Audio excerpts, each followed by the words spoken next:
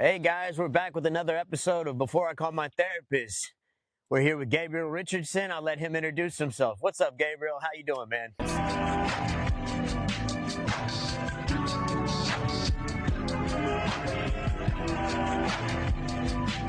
Hey Matt, thanks for inviting me. Yeah, like you said, my name's Gabriel Richardson. You can call me Gabe. Yeah, no worries. Awesome, awesome. And what is it that you're doing overseas? We got plugged in through Moeasy. He tells me you do a lot of work overseas. Yeah, so Moeasy was a cool connection to make. He's been building some skate parks in Africa and lives out in Kenya right now. And yeah, we got plugged in together just about building skate parks. I'm currently working on a project to build a skate park in South Sudan. I lived there for 3 years as a humanitarian aid worker, and while I was there, I met this guy on the ground. He's local South Sudanese, and he had one skateboard and was teaching about 30 kids to skate. His name is Tite. And I just, growing up in San Diego, I had met him and just never thought I'd see skateboarding in South Sudan before. And so I was pretty excited to see him. And yeah, I just ended up talking to him, and he told me about his story being a refugee during the South Sudan Civil War and going to Uganda and learning to skate, and how it helped him kind of on his life trajectory and just like expressing himself, and yeah, kind of getting exercise and trauma healing, and how he wanted to use it as a tool for ministry. He does like Christian ministry with the kids in South Sudan, and then also just to teach them how to skate and spread the love for skateboarding. And so when I saw him skating there, that was back in 2021. And together we just, yeah, I started bringing in equipment as I was like a humanitarian aid worker there. Just every time I'd leave the country, I'd come back with a duffel bag of supplies, shoes, helmets, pads, boards, bearings, wheels, trucks, all of it. And yeah, it's grown. We ended up founding this local ministry called Skate to Recover, and it happens 3 times a week in Juba, South Sudan's capital. And we now have about 50 skaters in country. Wow. Usually like every Friday, Saturday, and Sunday we skate with the kids. And now I'm not living there anymore, so Tite's running the program. He's our like program director. But we had like, yeah, it's just been amazing seeing skateboarding grow this culture of family and It's exploding community in building. Africa. It's absolutely, Absolutely. exploding right now. And I come to find out drifting as well. I I looked into that last night, and they have quite a bit of stuff going on with the drift circuit Yeah, out there as well. That's pretty interesting. Kenya's getting down. Um, yeah, they are. Yeah, South yeah, Africa huge shout too. out to Mosey. He's been instrumental in getting this thing going with the international connection to bridge the gap between America and there, and trying to get this philanthropy going.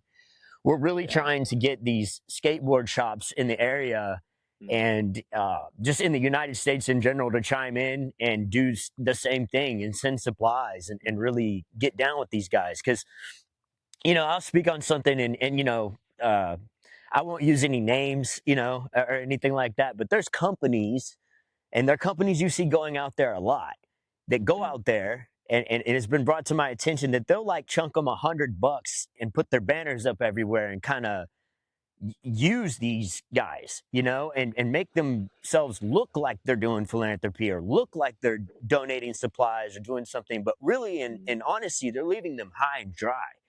And nobody's really like actually trying to do, it's the pro skaters that have a heart for skateboarding, that reach out independently to Absolutely. own companies, that I see helping more than the big companies. So this is also a call to the bigger companies to get your shit together and go over there and spend the money that you have on that and actually make a splash with these guys, instead of just wasting everybody's time and putting your banners up everywhere and not really, it's appreciated, the attention. I'm sure they Yeah. appreciate the notoriety and the raising attention to their causes. But at the same time, man, don't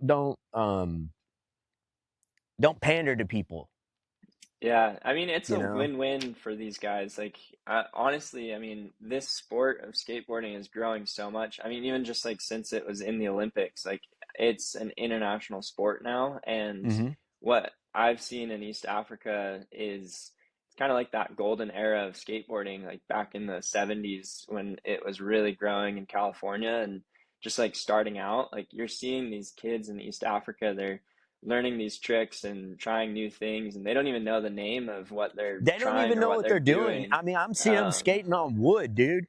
They're yeah, skating on wood with like rollerblade trucks on them. You know, it's really exactly. insane the stuff that they're willing to try just to get involved, just to get busy down, get down skateboarding. You know what I mean? Yeah. Like, So the passion um, is there, the talent is there. They're skating all the time, and these companies, I mean, they have an opportunity to help grow this sport internationally, and that's good for their business, spreading awareness. It's good for the kids there. It gives them something that they can do positively, like rather I than don't think. like, Let's speak on that for a second. I don't think people yeah, realize what it really pulls them away from in these foreign countries.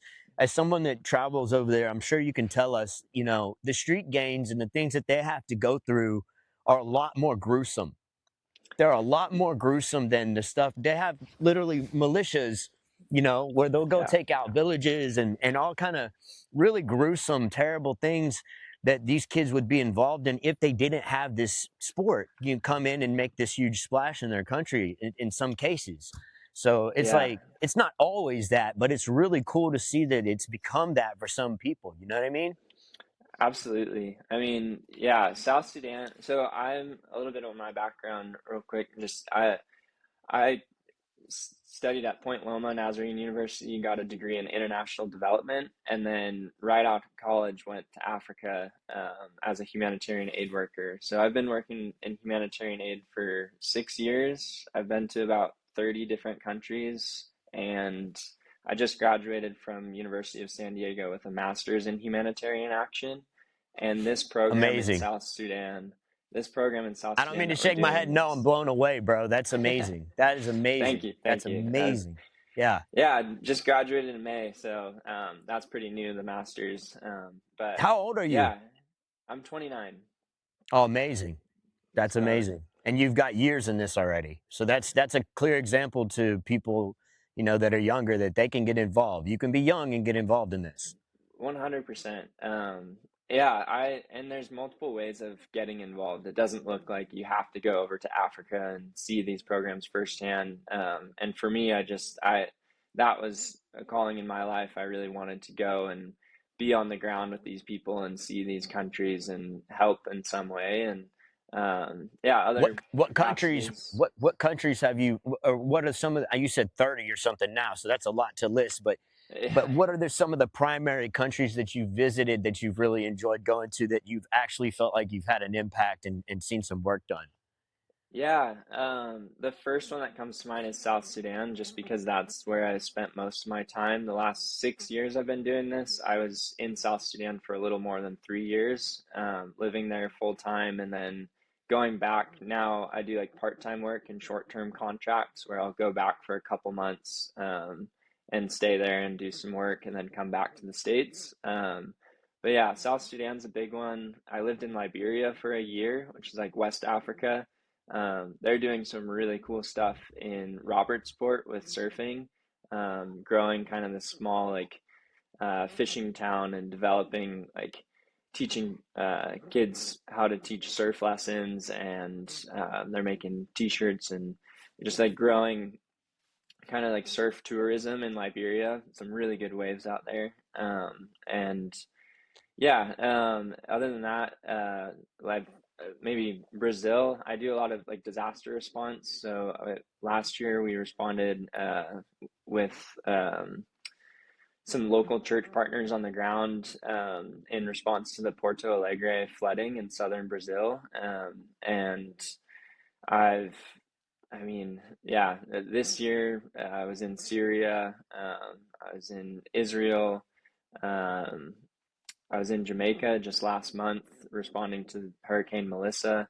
And all of this has been through the organization Samaritan's Purse. So just I was want to, gonna say you're not going on your own. Like they let people yeah, know, you're not just like getting on a plane and going over there. yeah, That's dangerous. So you need to exactly. be try if you're So it's, especially if you're yeah, going into a zone. yeah. Samaritan's Purse, I mean, they've been established since the 70s. I started working with them. First time was 2018, and then as an intern, I went to South Sudan as a communications intern and did like photojournalism for them. Spent Amazing. 3 months in South Sudan, and then fell in love with it. And when I graduated, that's when I went back and worked full time with Samaritan's Purse. And so Okay. yeah, they're a disaster relief Christian aid organization, and I really We'd like to appreciate the talk to them. programming that We'd they're love to doing. speak with them. Okay. If you can make that happen down the line, we're in that vein. We love all that stuff. So yeah, absolutely would love to talk to them too, Yeah, at some for point. sure. But you just had an Yeah, article written on you. I did. Yeah, so the USD, University of San Diego Alumni Magazine, just published an article. I had graduated. I won the John Patterson 2025 Humanitarian Promise Award through the There you Joan go. Kroc like School of Peace Studies at USD, and that award was just kind of like a acknowledgement of practicing what I was learning as like a pracademic of doing this master's degree and still deploying to some of these countries and doing the work and yeah, putting to practice what I'm learning in school. And yeah, because of that, they wanted to highlight some of my work. And um, yeah, I mean, God's just, I mean, this year has been crazy, just the blessings It that He's has poured been a out on wild me. year, brother. I started this company this year in April, so Okay, we're here yeah, now. You know what I mean? So I definitely feel that this year's been instrumental in everybody's yeah. growth. And For sure. I had, yeah, some burnout last year that was pretty bad of just, I deployed like 7 months back to back doing disaster relief, and I got malaria at the end of that like oh my 7 months, goodness, and oh my goodness. See, I mean, you're really was risking it for the biscuit, dude. Trying to help these people. That's really that, insane, yeah, that was the third time I've had malaria. So yeah, you're putting, yeah, your health at dude. risk doing some of this, and What it's a commitment. on So earth, bro? You're another breed. yeah. I want to tell you that right now. You're another breed, bro. A lot of us Yeah, like to talk this talk, but you seem to walk that walk. So that's pretty amazing. I don't talk to it's, many people like you, man. I think the only, I mean, yeah, honestly, it's just kind of, yeah, God's created me with this like adventurous spirit and this, yeah, capacity to go out and do that. I lived like in a tent for 2 years in South Sudan, out in the bush, and we were fighting snakes and scorpions, 120-degree Bro, heat. bro. There's flooding in the rainy Did you do season. like acid and say like I'm gonna go out and just explore the world now, or what did you like? What happened? What was the point in time in your life where you're just like Yeah. I'm got the balls to go hang out in the bush? Yeah, I had this experience when I was 18 years old. I was skating downtown with some friends in downtown San Diego, and we ended up trespassing into this place. This was kind of like some wild days of mine, but we trespassed into the convention center and kind of just skated around where we weren't supposed to be, and ended up unfortunately like damaging some property. And we were just dumb kids like looking to have a thrill, and there You was being no some like ill skaters, bro. You intent. wanted to go And skate some cool shit. exactly, yeah, just as skaters do. Yeah, and we just weren't thinking and just seeking that adrenaline rush. And basically, yeah, some of the property got damaged. There was like these electric carts that had the keys in them. We were racing them around and hitching on them with our skateboards and just having fun. And a security guard came, and we all escaped and just ran away. But one of those carts, my friend like jumped off as it was still going, just slammed into the wall and really damaged this like paneling in the wall. And yeah, basically, long story short, we had about a month where we weren't sure if the I mean, cops were involved. We had apologized, and the convention center owners were like, "No, like you're like we're pressing charges. Like this is already with the police. There's nothing we can do at this time." And so we were just like in this limbo of like, man, when is like the police officer's gonna come, or when are we gonna have to go to court and fight this thing? And I was a freshman in college, and I was thinking, man, like I can't afford like paying for court, and like I don't know if I would like go to jail for that, or if just fighting it, like probably would drop out of school for a little bit at least and delay me in that. And I don't know.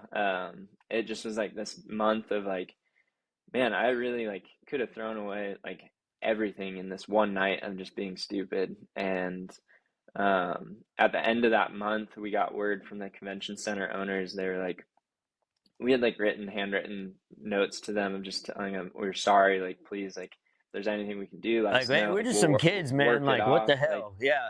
yeah. And I mean, praise God, they ended up saying we could pay for the damages and they would drop the charges. And that was about a little over 16 grand of damages. And so it was no small thing for these kids to pay for, but I remember like, yeah, some of our parents like had to like front the money and then we paid our parents back. But it felt like this like second chance in my life of like, Like a okay, like restart. Yeah. yeah, it was like one night I could have thrown away all of this. Like maybe like would have had to drop out of college or just like I don't know, it would have set me back. That would have It's I so was many people's 18. story, bro. So many people just have the one, Yeah, one miscalculation. thing. So when I yeah, we ended up like when those charges were dropped, I mean that like that could have gone on my record forever and like prevented me from getting jobs down the line. I don't know if I would have ended up like going to Samaritan's Purse. Like I don't know what my life would have looked like, but uh when I got that second chance, it was like, okay, like I want to do something with my life that stewards the resources and just the, I mean, small blessings I've been getting. Like I didn't have a choice of where I was born, but I was born and raised in San Diego and Southern California and have two loving parents and Excuse me. access to, you're good. So yeah, I was born like in San Diego and just like No, it's a have beautiful this place. opportunity That's to even within like, America, people from like Texas and other places like that. I mean, we love Texas. Don't get me wrong. I'm a Texan. I'm yeah, born and bred.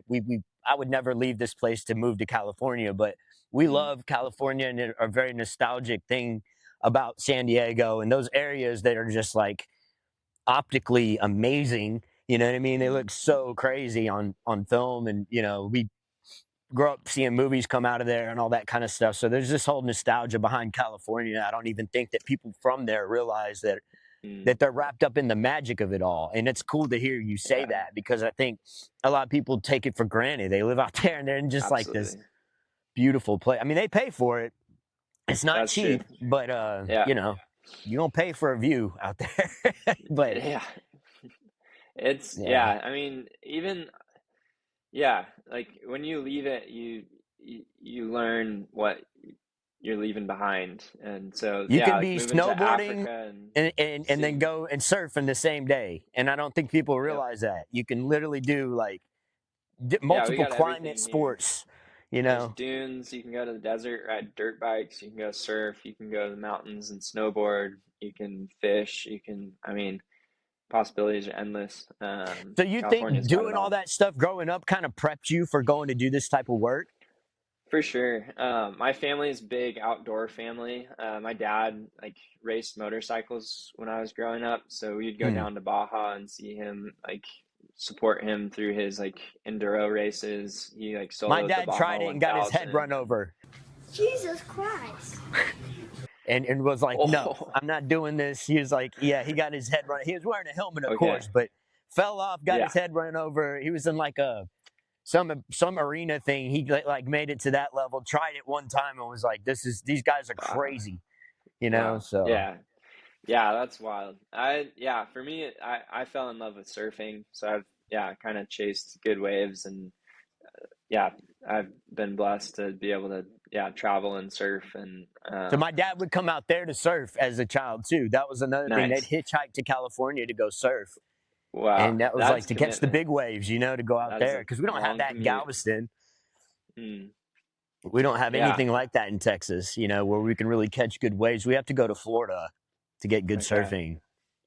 Yeah, so all these things, like, kind of, I mean, just that adventurous spirit, like going out and backpacking and being in the wilderness and tent camping, like all of that kind of prepared me to like go out to Africa and do those things and kind of be in those environments. But yeah, it really was that experience of like having that second chance that like made me want to like give back and kind of like just acknowledge, like not take things for granted and acknowledge that, yeah, like I can like drink water out of my sink and I had access to education and like It's I want to that, dude. It's use on a those molecular things. level how much you appreciate life, and that it fulfills you in a way I don't think anything else can. When you start to view life through that lens of being grateful for everything, for just Yeah, waking up in the morning, for you know, walking barefoot on the grass, whatever it may be that connects you to this thing we're in. yeah, I think that, you know, people miss that a lot, dude. Especially in this age of technology and distraction. You know, we get wrapped up on what's the next thing I can buy, what's the next thing I can get, what's the upgrade. Always just what's the upgrade. It's never, you know, enjoy what we have right now, or enjoy what yeah, we have that others don't, yeah, and enjoy it for them on their behalf, so that they can live vicariously through you. I have friends that are in dingy parts of the UK that like little farming towns, and like I show them Houston, I show them the buildings, and they're like, "This is amazing," you know. And it's just things we take for granted mm, that are not, you know, presented for everybody. So I think it's a overall, as an overall message, what you embody is something bigger than even what you're doing. It's a message, you know. It's a, like, you can be young, you can be aware of having things, and then help others that don't. yeah. And that's what we're doing in South Sudan, like with this Skate to Recover ministry. I mean, yeah, we're bringing skateboarding to these kids that, I mean, South Sudan's been in conflict since the 50s, different, and before that, like tribal conflict and, yeah, It's just gruesome. generations of It's war. And absolutely gruesome. Yeah. these kids are growing up in it. Some of them, a lot of them have been refugees, had to leave their homes, coming back They're given to, drugs and they're given a rifle, and they're yeah, said, you know, get out there on the front line, and you be the bullet sponge. And it's really messed up, and it's just yeah. happening all over the world, you know. I had one coworker when I was living in South Sudan. He's from South Sudan, and he was telling me, just thank you for bringing these skateboards to South Sudan. These like kids, all they know is conflict, and their form of play is picking up sticks on the ground and pretending to Pretending. shoot their friends and That's what I'm talking pretending to about. be You're giving them. soldiers. And Yeah. now they're picking up skateboards. It's like this brand new form of play we're that's we're gonna introducing we're gonna clean clip that. fun. We're gonna clip that. That's gonna be a clip for sure. Because that's, Awesome. hear that, please. Like, hear that, world. Hear that. Instead of picking up sticks and playing guns in warfare, they're picking up skateboards. Please hear that, world. 100%. Yeah. And get behind Um, this. Get behind this. Chime in. Get behind this. Big companies, anybody and everybody, get behind this. yeah. And I mean, it's beautiful. These kids, I mean, coming from especially South Sudan, it's often, I mean, I've talked to organizations that are too afraid to come to South Sudan and invest in these kids because of the risk that's involved. And I mean, I lived there for 3 years. It's a risky place for sure. And there's always talk about civil war happening, but these kids are still kids. They They're need still a stuck in it. That doesn't childhood matter to and them. they're stuck there. They're stuck in it. Yeah. 100%. And these, yeah, and there's so much tribalism. A lot of these kids come from this background of, I mean, just this last civil war that happened in South Sudan from 2013 to 2018 was so tribal. Mainly, to oversimplify it, is between the two major tribes, the Nuer tribe and the Dinka tribe. And the vice president tried overthrowing the president with a coup, and that sparked An conflict that uprising. cost over Yeah. 400,000 lives were lost in that conflict. And Jeez. And these what time kids, frame? What time frame were those lives lost? that was 2013 to 2018, so 5 years. In 5 years, Uh, 400,000 people died over that conflict. Yeah, and not a lot of people talk about it. I mean, yeah, and yeah, there's always like just this last. So we just finished filming a documentary on skateboarding in East Africa, um, and what we're doing with the Skate to Recover program. And while we were there this last September, the vice president was charged officially with treason and murder, and yeah, you never know. I mean, these places like South Sudan is a serious place. There's always this risk, but these kids that's their home, and they're raised in this conflict. They're raised And in if no this one's coming to help them, then no tribalism. one's coming to help them. That's literally Yeah, what they have is people that will risk it and that will put their lives on the line in some cases to go help these people. You know what I mean? yeah, Like, you don't, okay, like if we knew there was, I mean, we do this all the time. There's clear examples of this all the time. We have someone kidnapped, say it's, there was that WNBA player that got kidnapped over here.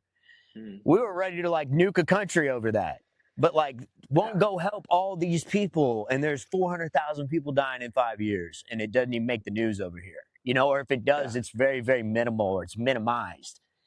yeah. So that's despicable in itself. That there's not more attention being brought to this kind of stuff and more aid. People go, and I've heard people say this. People go, well, those guys get all kind of aid. They get all kind of help and support. It's like, well, they need it and they need more. They need even more. So great, they get it. They need more. That's cool and all, And but they need more. diversity in aid. There's a lot of money that gets thrown at these issues, and I've seen kind of the dark side of aid as well, where communities can become reliant on food distributions or relief aid, and kind of that transition from relief into development is really blurred lines. And South Sudan's this place where it's kind of been in a state of emergency since its inception in 2011, as its own country. And so, yeah, it's like this weird balance of like, okay, like we have all this money going into this country for this relief aid, but what's actually like now, like decades into doing this relief, like what's the actual improvement? Have we seen improvement? Like, where are we investing? Like, has education been invested in, or the corruption? I mean, are we doing leadership programming with government officials or church leaders? What's like those investments? Like, are we just putting a band-aid on it? Or are we And we like need to help them actually from within. addressing? Yeah, The alternative to all of what you're doing is boots on the ground, and that's never an option. That's never a good option. Is yeah. forcing a region of people to do what you want or capitulate to the way you live or whatever. It's never going to work. So you have to show them a better way from within and really start to clean up the areas and help the areas that need the most attention first before you do like this overall parachute effect on it all, because it that just creates like government involvement. You want as much non-government involvement as possible and as much outside independent help towards these kind of causes as possible. That keeps the bullshit at a minimum. Yes and no. Like you need the locals on the ground to be invested, and you need like them to be the ones that are investing in their community and changing their communities and their culture. Uh, but oftentimes that comes with the investment from outside and building those relationships with people on the ground, and yeah, empowering them. And that's what I've seen with the Skate to Recover ministry that we've started. Tite is our local champion on the ground. He's there, the program director, skating with the kids, teaching them how to skate, and doing small group discussions with them. Yeah, Shout out leading to them Pete. through. Absolutely. I mean, he's the one putting in the work behind this thing. It was his original dream, and I've just come alongside and said yes to helping him. And We'll so, pop them up on the uh, podcast in the edit, brother. We let's definitely do get it. that information from you and put them up. Yeah, for sure. Rad. If you're putting in that Um, much work, we want to support you. he's putting in work. Together, me and Tite started Skate to Recover Ministry, and then we also founded the South Sudan Skate Federation, which is recognized by World Skate and the South Wow. Sudan National Olympic Committee. and that has its own it's 100% run by South Sudanese. There's South Sudanese board members that I really trust on the ground. We've been doing this since 2021, and so I've really built these relationships. And having lived there for 3 of the years, I know these guys personally, and I trust them. I really feel like we've set this foundation for building something more, and that's where we're at right now. So I have that documentary coming out January 10th, to highlight what we're doing in South Sudan with skateboarding, and what Tite is doing and his Where's it going to story. be And released at? Is it like an Amazon Prime thing, or is it like on YouTube, or how are you releasing it? And what are you doing? we're going to do a few in-person premiere nights. So the first one is at Atmosphere Film Festival, January 10th at La Paloma Theater in Encinitas. So if people Okay. are coming around to San Diego, stop by Encinitas, January 10th, Atmosphere Film Festival. And Okay. then we'll be doing a few other nights of premieres, probably going around to a couple of churches and doing vision nights. Still working on planning specific dates. There's a couple spots we've been talking about doing, like a premiere at like skate park and stuff, just like on a projector and stuff. I know So some well, churches out here. Maybe I can get them to show it too, out here to spread the word out in yeah, Texas. that'd be awesome. I mean, we're gonna put the video on YouTube and blast the internet with this and do a fundraising campaign alongside.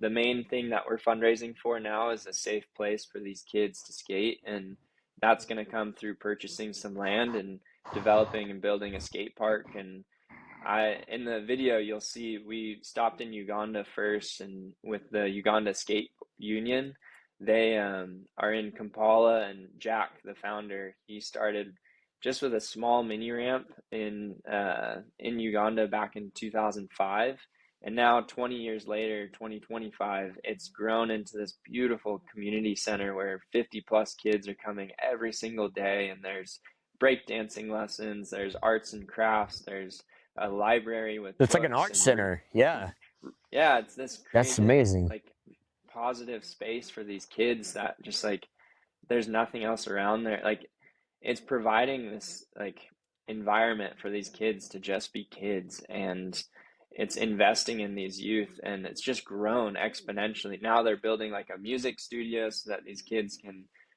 practice music and get their songs recorded, and it's just this outlet for fun. And that's what we're trying to build in South Sudan, is start with skateboarding, but it can go from there. So we want Yeah, to we that's want to and that's purchase another some thing I'd like land. to And touch on with you right now too, is that yeah, skateboarding is a vehicle for other things as well, and the popularity of skateboarding and the fun behind skateboarding, it can actually lead to awareness for these very serious topics that we're speaking on. So it's like you're buying into yeah, something bigger when you're supporting this thing. It's not these, just like, yeah, oh, there's a skate team, they're really good at skating. It's like this is an outlet that really prevents a lot of other bad things from happening, it in these places. does. So A lot of these kids even are street kids that, I mean, they are living on the street. They don't have parents. Their family are these other skaters, and hmm yeah, that's what I mean. Skateboarding's so beautiful. It's a sport, but it's a art form. It's self-expression. It's a tool for self-improvement, and it's like you fall, you get back up, you cheer on each other, and it's this beautiful mesh. And it's like in South Sudan in particular, I call it South Sudan's a pretty extreme country, and skateboarding is an extreme sport, and it's just this it beautiful mesh fits. of like people coming together. Boys and girls are skating. It's breaking down barriers of what a girl can and cannot do in this culture. And at the same time, it's kids from opposing tribes coming together. I started talking about Dinka and Nuer, like these kids that normally like would be It's like like the Crips and the Bloods going to skate together or whatever. You on, know what I mean? Like that's a yeah, yeah. different regions. I mean, generations of conflict, and these kids all of a sudden are coming together and becoming friends. And you never know, these, I mean, we're investing in these kids. They could be future leaders, whether in business or in Dude, government, like, 100%. You're saving and their they'll lives with remember. this. So, like anything that they become after this is a direct result in the opportunity that you've helped to create. And it's like that's not why you do these things, but like, of course, you want to see results. You know what I mean? Of course, you want to see people benefiting and actually blossoming off of this. And there's so many examples of that. Yeah. Like you hear, you know. Even in my position that I'm in right now, I come from a lot of struggle, right? And it's Mhm. I think it's bestowed on people. I think responsibility is bestowed on people that can handle it. And I think God does that. I think God really tests you and see what you can take, and then he'll give you the responsibility to like look out for other people and all that stuff. It doesn't work any other way from my Yeah. experience. So I think you've Yeah. really proven it. You seem like one that's really proven it. So like your pull in all this, and your ability to orchestrate things to happen in this space is it's only right because you have a true heart for it. So I really Thank am you. impressed with you, man. I think that you're someone that I would love to grow to be like. You know what I mean? Even at It 38 just years takes old, saying you know? yes. I mean, anyone can do it. It's just like God opens the doors and we just have to say yes. Yeah, It's yeah, that opportunity shows itself, and it's preparing your heart and, like, yeah, being grateful what you've been given and stewarding ultimately what you have been given for something greater, and that's right. multiplying those gifts and talents that God's given each of us. I mean, we all have unique talents and traits, and yeah, I had this opportunity to go live in Africa and do this work, but like, yeah, someone like might have a passion for coffee and start a coffee shop, and then all of a sudden create this beautiful space in their community for conversation and just life that's organic and real. And so, like, yeah, or it's just like, yeah, noticing Humanity is friends fighting to going get through back to its something. roots. Humanity is literally fighting tooth and nail every day to reconnect with its roots, which is nature, which is Yeah, nature, you know, and we come from that. We're part of that ecosystem, and we've put little walls around us, and we've pretended like we're not, but we are. And these kind of things here, they prove that point that you know it's much like in nature. If you go to a dangerous area where there's lions, you're going to get eaten, and you have to kind of deal with those regions that are dangerous and handle them as such, you know. yeah, yeah, So 100%. you become an expert at that. So Thanks. I mean, yeah, still constantly learning. I mean, constantly humbled.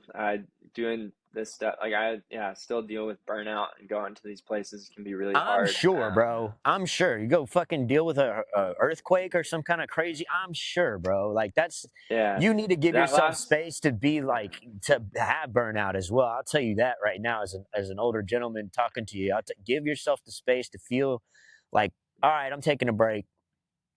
I'm taking it's a break. important. You can get Yeah, really wrapped up in just saying yes to things and overwhelming yourself, and you got to really be self-aware of when too much is too much. And the world doesn't because, need you to quit. We need you to keep going on your mission. And if whatever yeah, that takes to keep you on board, you know, you need mental health first. So make sure you're taking care of that for sure. yeah, it's a, yeah, marathon, not a sprint. So yeah, I mean, I feel like self-care is so prevalent in our culture today, but at the same time, it's like, just talk. Like,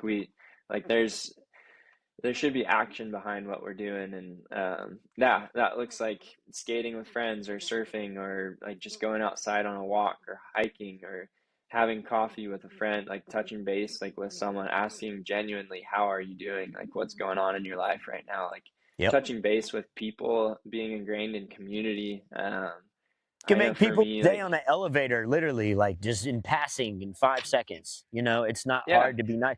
It costs nothing, costs you nothing to be kind and try to spread that, you know, throughout the world. So do your, you know, as the viewers watch this, do your part in contributing to the overall by being kind to yourself as well. yeah, find good friends. I mean, that's been something that's just been a huge blessing. Like, people that genuinely like care about you, Like and Mo I mean, Easy. That's right. Yeah, it takes investment, but like it goes both ways. Like you got to be invested in them, they got to be invested in you, and Yeah, yeah, even if it's just one or two people like in your life, like that's important. Have like yeah. surround yourself with good people. I think we'll end it there. I think that's a perfect place to stop this. This is surround yourself with good people, man. I think that Yeah. you really, Okay. yeah.